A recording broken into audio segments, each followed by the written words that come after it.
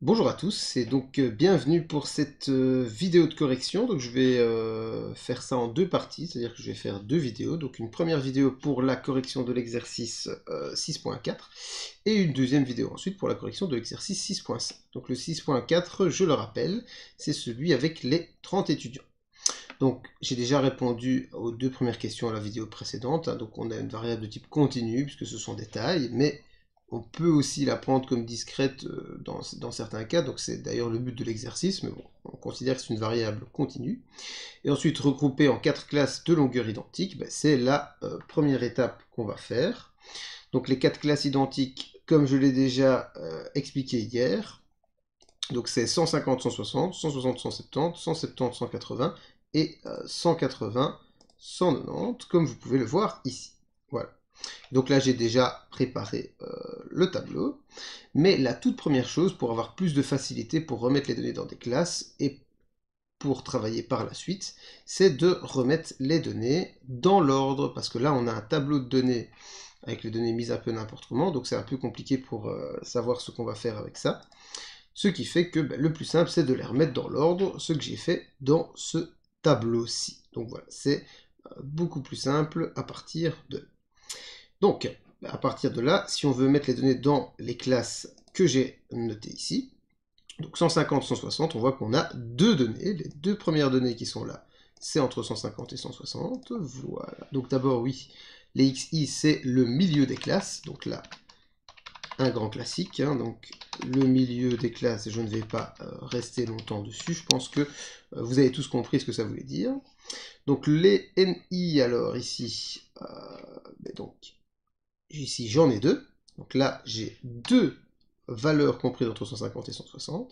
Entre 160 et 170, attention, hein, je rappelle, non compris, 170 non compris, c'est ce qu'on a choisi. Si vous avez fait l'autre côté des 1, 2, 3, l'autre côté des crochets, ben, vous pouvez très bien avoir une réponse tout à fait valable par rapport à l'énoncé de l'exercice, mais forcément ce sera légèrement différent de ce que je veux obtenir. Donc on a 1, 2, 3, 4, 5, 6, 7 valeurs. Voilà. Ensuite, on regarde 170, 180. Ben 1 plus 10, 11, 12 valeurs. Voilà, comme ceci. Et enfin, les dernières, ben du coup, forcément, si ici on a 21 valeurs, vu qu'on a 30 données au total, ça fait 9. Voilà. Et on note bien évidemment ici que grand N égale 30. Voilà, que l'on va mettre en gras et que l'on va agrandir. Voilà, comme ceci. Donc comme d'habitude pour le tableau, je pense que c'est pas la partie la plus compliquée. Bon, évidemment, on a déjà fait plusieurs exercices dessus, donc je vais aller un petit peu plus vite que d'habitude. Si vous avez des doutes ou des hésitations, n'hésitez pas à vous référer aux anciennes vidéos. Donc là, les FI, je vais diviser les NI par le nombre total de données, donc par 30, ce que je vais faire ici à la calculatrice. Donc 2 divisé par 30, on obtient 0,067. Maintenant, de nouveau là, quand vous faites ça à l'examen, si vous faites les arrondis, attention que le total fasse 1, comme je l'ai déjà dit. Si vous voulez éviter ce genre de problème, eh bien il y a plus simple, c'est d'écrire 2 trentièmes,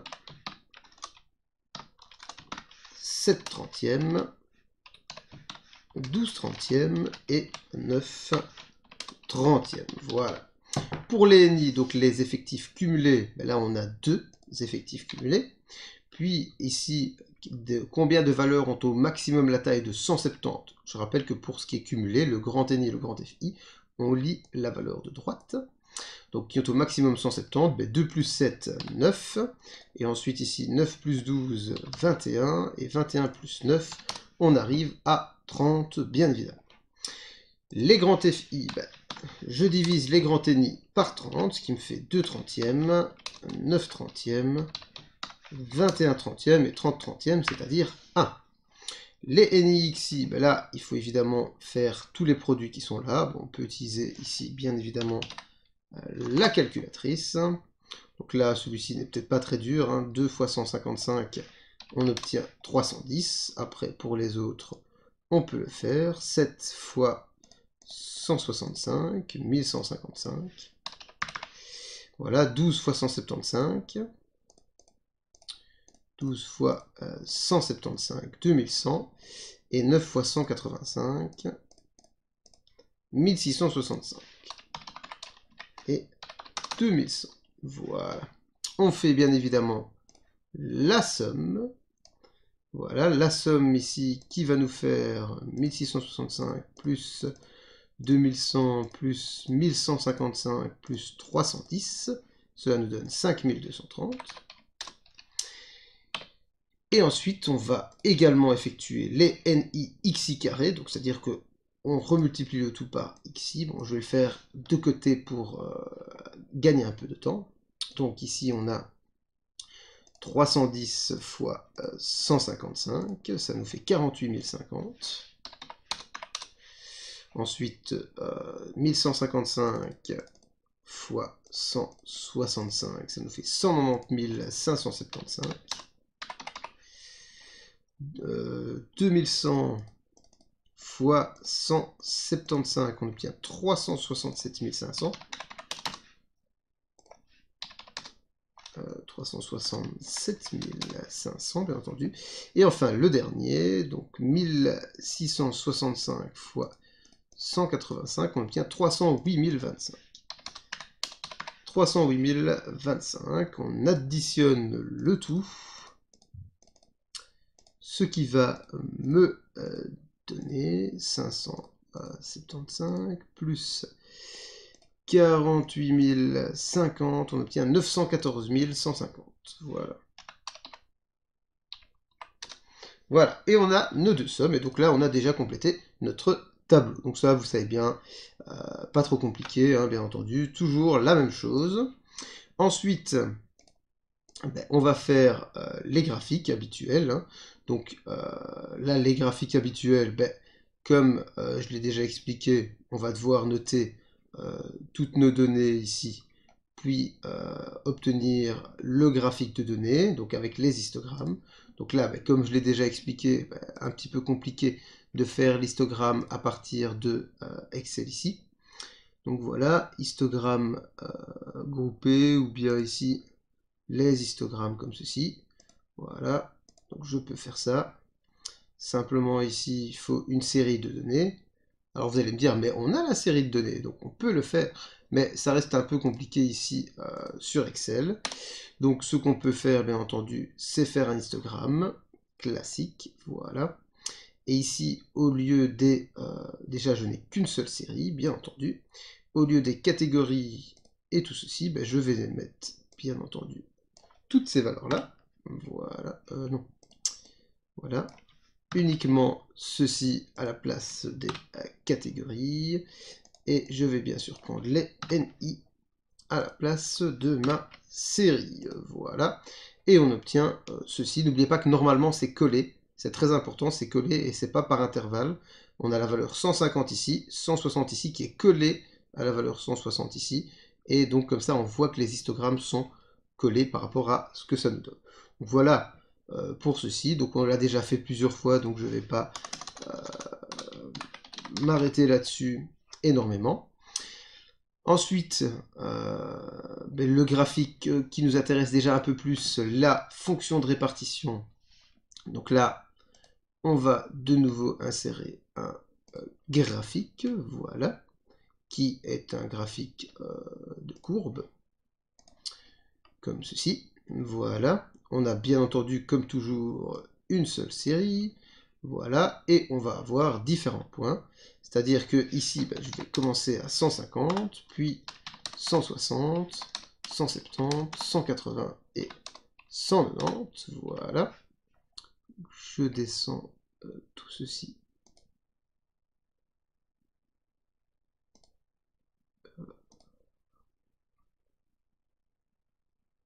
Alors, bon, c'est pas grave. Bon, on va voir ce que ça donne déjà. Ah ben non, il le compte quand même. Bon, bref, c'est pas grave. Voilà, et ici, je vais évidemment noter mes grands FI, voilà, qui sont ici. Hop, en n'oubliant pas que le 150, bien évidemment, c'est 0. Et il ne l'accepte pas, il me met février, il me met des dates, mais c'est pas grave. Je vais Ah oui, d'accord, comme j'écris comme ça, peut-être qu'il attend un égal, du coup. Voilà, 2/30. Non, il veut toujours pas. Bon, c'est pas grave. Je vais utiliser du coup ma calculatrice pour calculer les valeurs. Et donc là, au moins, je n'aurai pas de problème graphique. 0,066. 67 plutôt, si on arrondit. Voilà. Ensuite, 9/30. 9/30, c'est 0,3.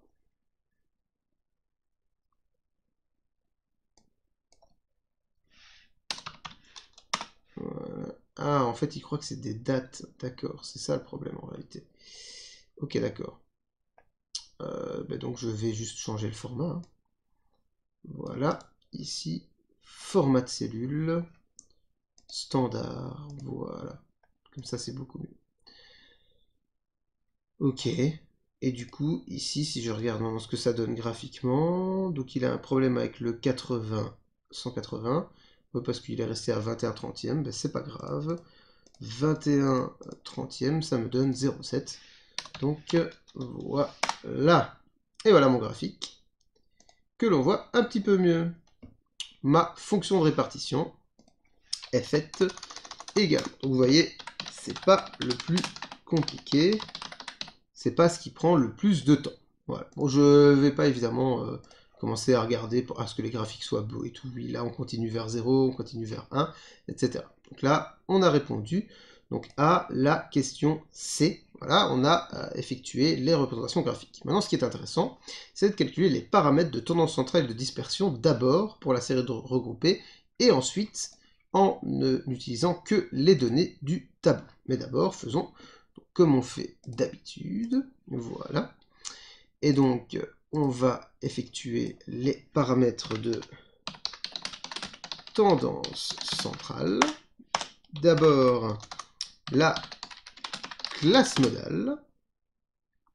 La classe modale, la classe qui revient le plus souvent, ben, on le voit, c'est la classe 170-180, puisqu'il y a 12 personnes. Voilà. Classe modale, 170, 180. Voilà. Ensuite, la moyenne, c'est facile, on applique la formule, c'est pour ça qu'on a fait la somme des NIXI divisé par 30, divisé par grand N. Donc je ramène ma calculatrice, 5230 divisé par 30, et ça me donne 174,33. Voilà. La moyenne, 174,33. La médiane et les quartiles. Alors la médiane, donc je rappelle qu'il faut calculer l'équation de droite. Maintenant ici, vous pouvez le faire avec l'équation de droite et vous devez obtenir évidemment la même réponse que moi. Mais ici, je vais gagner du temps. Parce que si on regarde le 0,5, ben, ça va être ici pile au milieu entre 170 et 180. Pourquoi? Parce que si on regarde notre tableau, là on a 0,3, 0,7 entre 170 et 180. Ce qui veut dire que ben, comme 0,5 est pile au milieu entre 0,3 et 0,7, ça veut dire que la médiane va être exactement aussi au milieu entre 170 et 180. Et donc ma médiane, c'est entre les deux, c'est donc 175. De nouveau, si vous ne voyez pas ces choses-là directement, c'est évidemment pas grave. Vous pouvez très bien faire les calculs avec la droite, et ben, vous devez obtenir, bien entendu, la même réponse. Et si vous obtenez la réponse comme ça, c'est aussi très bien. Donc le premier quartile maintenant, donc on regarde ici, bah, du coup je vais peut-être mettre quand même les valeurs, hein, histoire que ce soit un peu plus visuel, voilà, entre 0,3 et 0,7. Donc le premier quartile c'est à 0,25.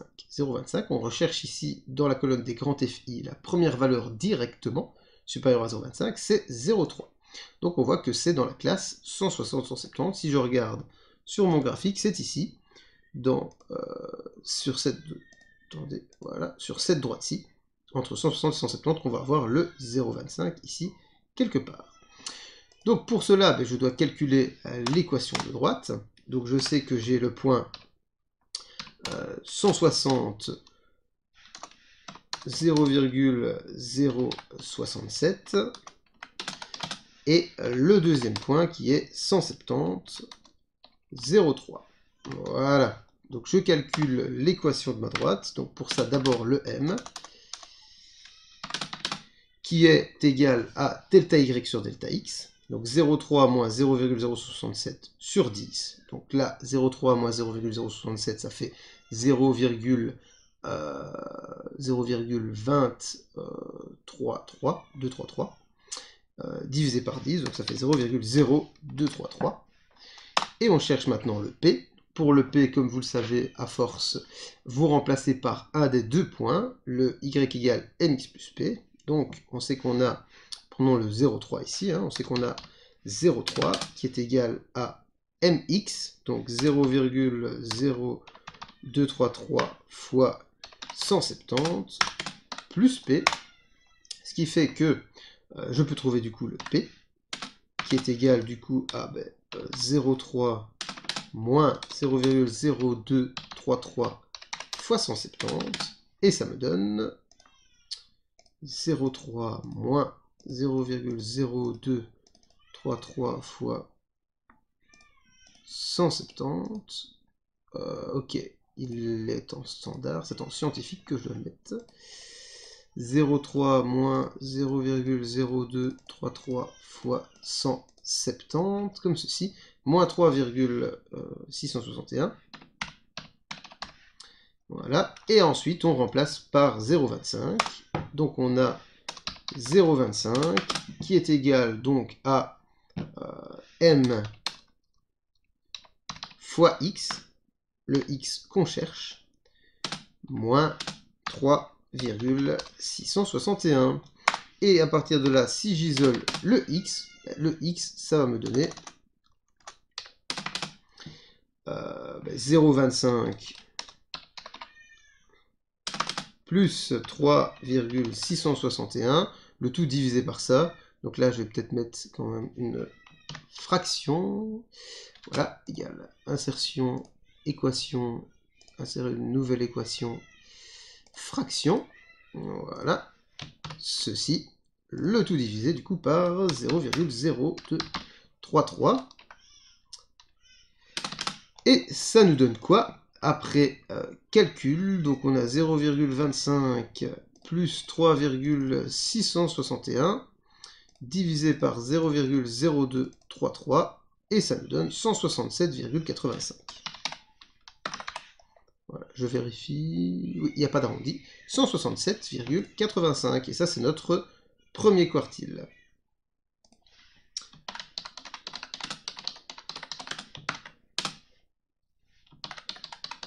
Voilà. Et donc du coup, maintenant, le troisième quartile, on fait évidemment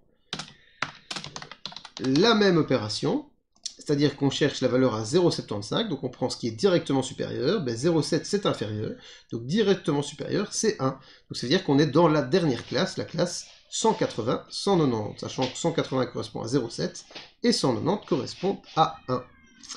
Donc ici, voilà, entre 180 0,7 et 190 1, comme ceci.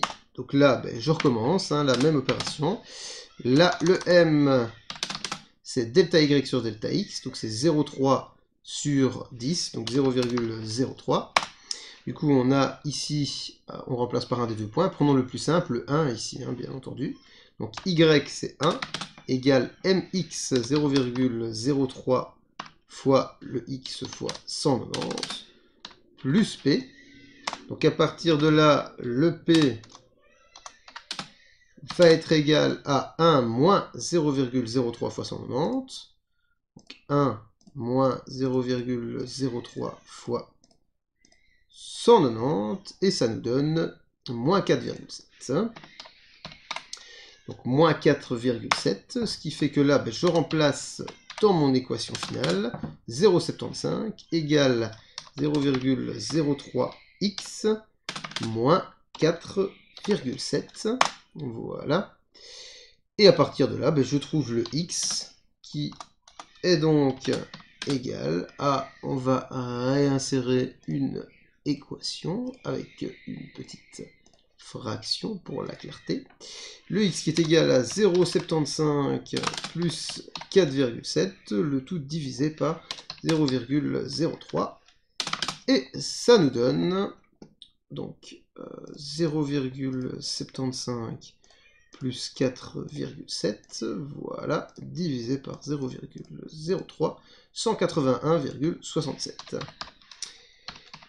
Et on obtient notre troisième quartile. Et donc là, on a fini pour les tendances centrales. Voilà.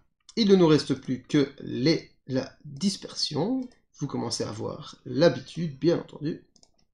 Voilà, hop. Dispersion. Alors, la dispersion, ben, on commence avec l'étendue. Je rappelle que l'étendue, on prend les données des classes. Donc 190 moins 150. Puisqu'on a mis les données dans des classes. Et donc c'est égal à 40. Ensuite, l'intervalle interquartile qui est égal à Q3 moins Q1. Donc 180,67 moins 167,85. 180,67 moins 167,85. Et ça me donne 2,85. Ça me donne 13,82. Voilà. Ensuite, la variance. Donc la variance, là, ben, on utilise bien évidemment notre total ici, 914 150. Donc 914 150 qu'on va diviser par 30. Et on va enlever à ça la moyenne au carré. Moyenne qu'on a calculée ici, 174,33. 174,33 au carré. Et ben, ça nous donne quoi? Ben, on y va, 914 150 divisé par 30, ça nous fait ceci, moins 174,33 au carré, et ça donne 80,72. Voilà.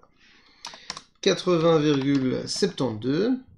Et si je calcule la racine de ça pour avoir l'écart type, donc voilà. Donc je prends 80,72 et j'en fais la racine, ça fait 8,98. Voilà. L'écart type, que vous pouvez aussi écrire sigma, hein, bien entendu. Ça nous fait donc 8,98. Voilà. Et donc là, on a terminé avec avec la détermination des paramètres statistiques pour les données regroupées en classes. Donc on a groupé les données dans des classes, et on a fait tous les calculs de paramètres statistiques à partir de là. Donc attendez juste 2 secondes, je vais allumer une lumière.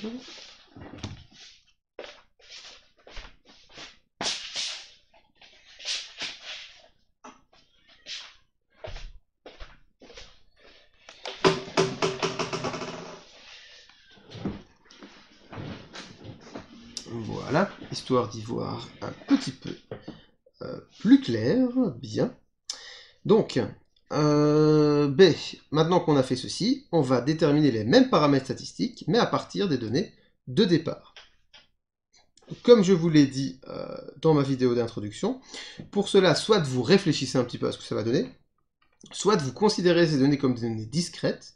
Donc 157 revient une fois, 158 revient une fois, 163 revient une fois, etc. 168 revient 2 fois, et ainsi de suite.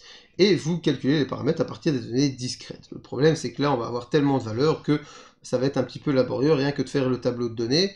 Donc, plutôt que de perdre son temps à ça, je vais essayer de vous l'expliquer un petit peu par logique.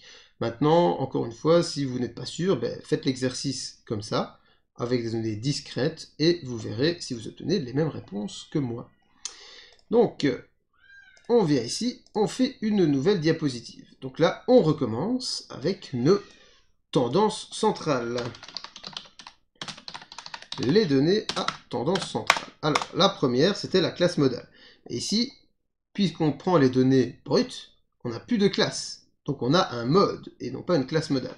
Donc quelle est la donnée qui revient le plus souvent? On voit qu'ici qu'on a 68 deux fois, 172 deux fois, 174 deux fois, 178 deux fois, 181 et 182 deux fois, et aussi 189 deux fois. Donc on a plein de données qui reviennent que deux fois, donc on n'a pas vraiment de mode. Ou alors on peut dire qu'on a 7 modes différents, mais alors le mode perd de son sens, puisque le principe du mode, c'est de voir la donnée qui revient le plus souvent. Bon, La moyenne, par contre, ben, la moyenne, là, évidemment, il y a tout à fait moyen de la calculer, comme je vous l'ai dit, en additionnant toutes les données. Ça peut paraître un petit peu laborieux, mais on va à ce moment-là utiliser Excel, ça va aller quand même beaucoup plus vite. Voilà. Donc là, je vais prendre mes données qui sont là, comme ceci. Je vais les copier dans mon tableur. Voilà, j'ai mes données. Et ben, je vais évidemment calculer la moyenne de tout ça. Donc pour cela, j'utilise la fonction moyenne, comme ceci. Et voilà, ça me donne cette valeur-là. Voilà, j'agrandis un petit peu. Et là, ouais, bon, ça m'enlève des valeurs. Donc voilà, de toute façon, vous le voyez quand même. La valeur que ça donne, 174,23. Donc ben, je vais la noter ici. Voilà, moyenne 174,23. Enfin, là, vous avez vu la fonction moyenne que j'utilise, mais évidemment, la moyenne, c'est additionner toutes les valeurs et ensuite diviser par le nombre total de valeurs, c'est-à-dire par 30. Donc, ce que j'aurais pu faire également, c'est faire ben, ça, plus ça, plus ça, plus ça, plus ça, plus ça, plus ça, plus ça, plus ça, plus ça, et ainsi de suite, et ensuite diviser le tout par 30. Mais bon, c'est ce que fait la fonction moyenne, donc autant l'utiliser directement. On obtient ici la moyenne. Bien. Alors ensuite, après la moyenne, ben on a la médiane et les quartiles. Alors là, c'est un petit peu différent. Pourquoi est-ce que c'est un petit peu différent? Parce que la médiane, par définition, c'est quoi? C'est la donnée qui se trouve au milieu. Donc c'est la donnée qui sépare en fait votre ensemble de données en deux parties égales, en un nombre de données égal. Donc ici, on a combien de données dans notre tableau? On en a 30, 3 fois 10. Ce qui veut dire que la médiane, ça va être la donnée qui partage mon tableau en 15 données d'un côté et 15 données de l'autre. D'accord? C'est la donnée qui va partager l'ensemble de mes données en deux. Et bien, si on part de cette définition-là, ben, à ce moment-là, ici, je prends les 15 premières données, voilà, et je vois que les 15 suivantes, ça va être, bon, ici on est compris dedans, les 15 suivantes, ça va être à partir d'ici, donc ça veut dire que c'est quand je me trouve ici, exactement entre ces deux données-là. Et quand on a deux données et qu'on se trouve entre deux données, on en fait quoi? On en fait la moyenne. Et donc, ben, je prends ici 174 plus 174, voilà. Je vais de nouveau mettre ça sous forme de fraction, ce sera plus joli. Voilà, 174 plus 174 sur 2, ben vous avez évidemment bien compris que ça faisait 174. Et donc ma médiane ici c'est 174. Et vous voyez que c'est beaucoup plus rapide évidemment à calculer qu'avec notre méthode de classe.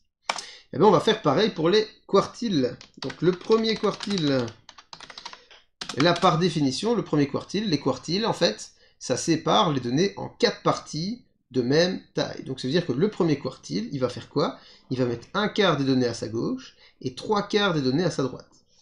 Alors le problème, ici, c'est bien évidemment que si je fais, ici j'ai 30 données, ça ne se divise pas par 4. Donc comment vais-je faire? Eh bien c'est simple, je prends un peu moins de données. Donc 29, est-ce que c'est divisible par 4? Non. 28 est divisible par 4, donc je dois avoir 28 données. C'est-à-dire que je dois trouver une valeur, de sorte que j'ai 28 divisé par 4, 7 données à gauche, et 21 données à droite.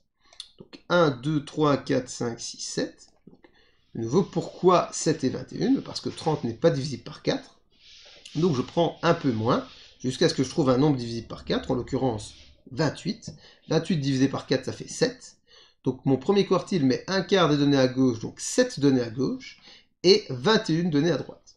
Donc ça, ce sont les 7 données qui vont être à gauche, et les 21 données qui vont être à droite, c'est le 170 plus tout ceci, voilà, plus ceci. Voilà.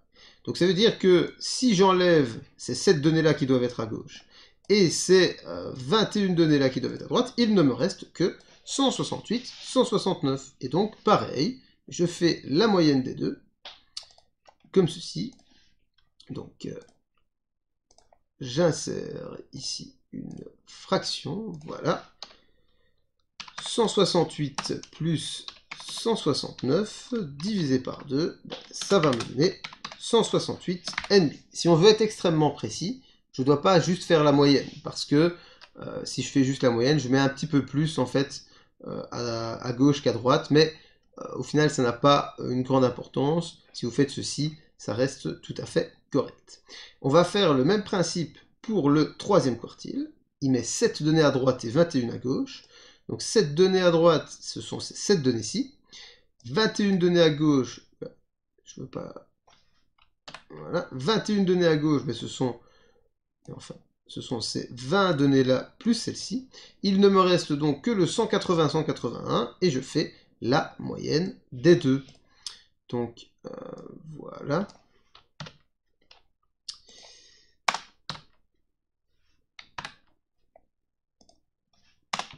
Voilà, on a ici évidemment non plus le premier, mais le troisième quartile. Je revérifie mes valeurs, 180-181, c'est ça.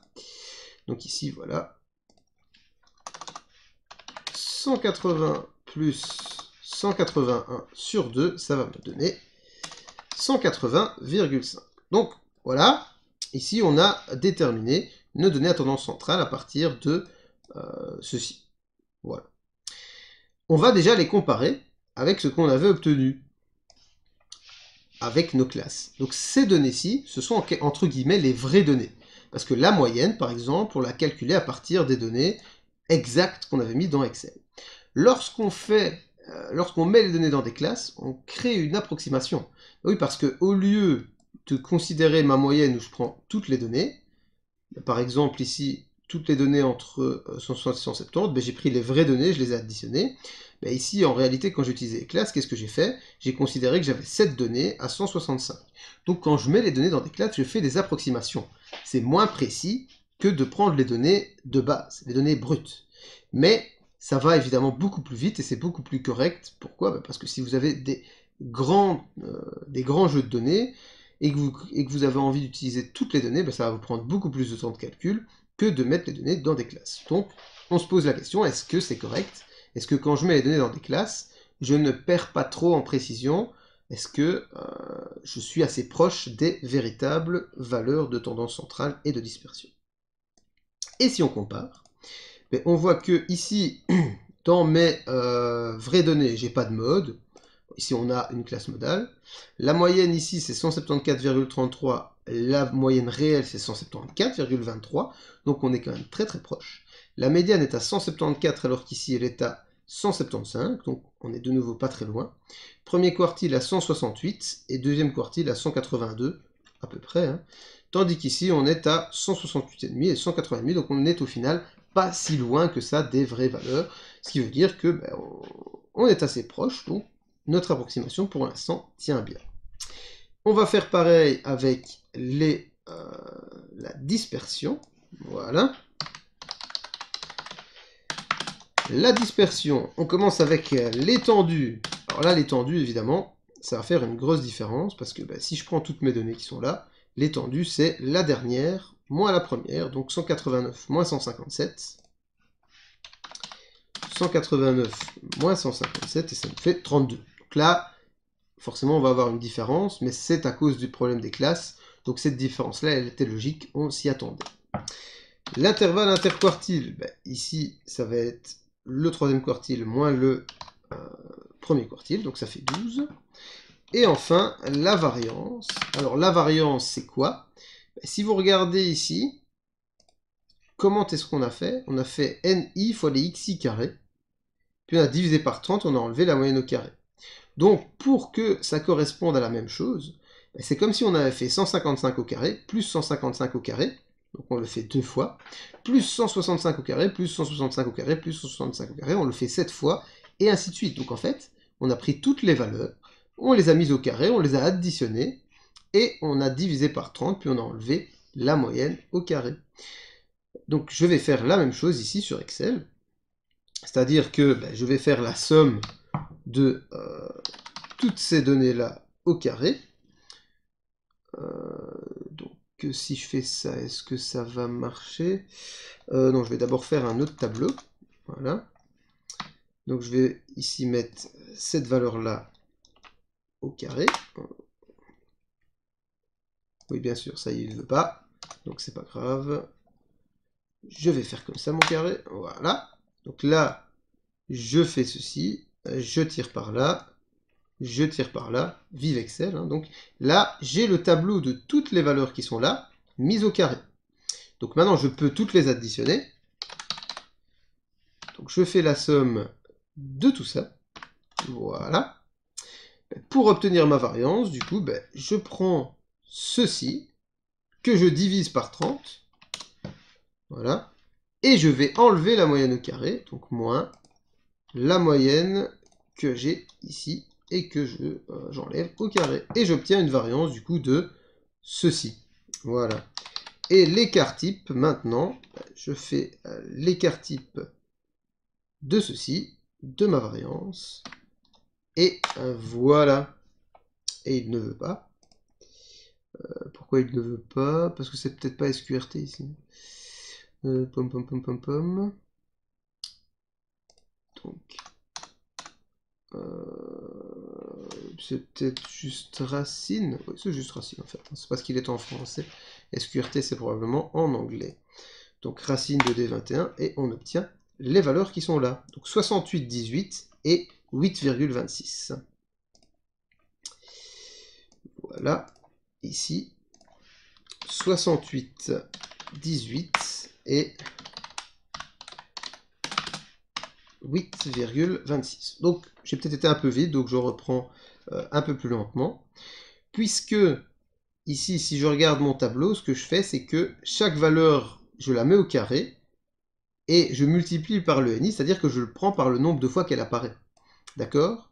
Or, dans mon tableau, chaque valeur n'apparaît qu'une seule fois. Donc je prends chacune des valeurs, je les mets au carré, je les additionne, et ça me donne en fait la valeur que j'obtiens ici. Et après, j'applique la formule de la variance, c'est-à-dire que je divise par grand N, je divise par 30, et j'enlève la moyenne au carré. Et donc, c'est ce que j'ai fait, j'ai mis toutes les valeurs au carré, ça me donne ce nouveau tableau-là de valeurs au carré. Je les additionne toutes, c'est ce que j'obtiens là. Puis je divise par 30 et j'enlève la moyenne que j'ai calculée avant au carré, ça me donne cette variance-ci. Et pour obtenir l'écart type, je prends la racine carrée de la variance et j'obtiens ceci. Et donc si je compare maintenant mes valeurs ici avec ce que j'ai obtenu ici, on voit que l'étendue est beaucoup plus grande avec les données de classe, forcément, puisqu'on a pris une classe qui commence à 150 alors que les vraies données commencent à 157. Ensuite, l'intervalle interquartile, il est de presque 14, tandis qu'en réalité, il est de 12 seulement. C'est assez proche, mais il y a une petite différence. La variance est à 80, ici à 68, mais le plus important à comparer, c'est l'écart type qui est à presque 9, et ici, il est un peu moins grand, donc ça veut dire que le fait de mettre les données dans des classes fait qu'on a augmenté un peu la dispersion. La dispersion est un peu plus grande avec les classes qu'avec les données réelles. Et c'est simplement dû à ça, comme je vous le disais, au fait qu'on commence à 150, alors qu'en réalité, dans les vraies données, on commence à 157. Et donc, on donne l'impression, en fait, qu'il y a deux données qui commencent potentiellement à 150, alors qu'elles commencent beaucoup plus loin, beaucoup plus proches des 160. Voilà pour cette comparaison. Donc, et voilà la fin de l'exercice. Donc ça prouve que, malgré tout, le fait de mettre les données dans des classes fait qu'on obtient des valeurs qui sont réalistes, puisqu'au final, il n'y a pas une énorme différence entre les vraies valeurs et les valeurs qu'on a obtenues ici par calcul avec nos classes. C'est fini, sauf que on n'oublie pas évidemment qu'en général, quand on fait un exercice, on doit donner une conclusion. Donc là, petit rappel, petite précision pour la conclusion. Vous devez toujours faire une conclusion qui parle des tendances centrales et de la dispersion.